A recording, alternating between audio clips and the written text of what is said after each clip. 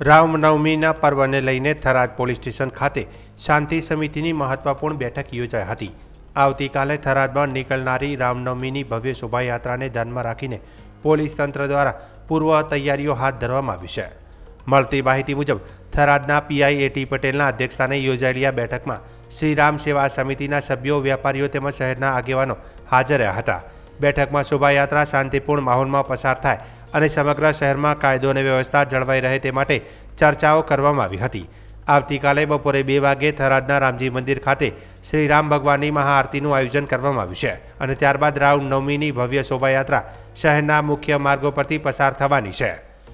Police તંત્ર દ્વારા વેપારીઓ અને નાગરિકોને શાંતિ જાળવવા, સહકાર આપવા અને કોઈપણ અફવાઓથી દૂર રહેવાની અપીલ કરવામાં આવી છે। સાથે શોભાયાત્રા દરમિયાન ટ્રાફિક વ્યવસ્થા અને સુરક્ષા અંગે પણ જરૂરી માર્ગદર્શન આપવામાં આવ્યું હતું।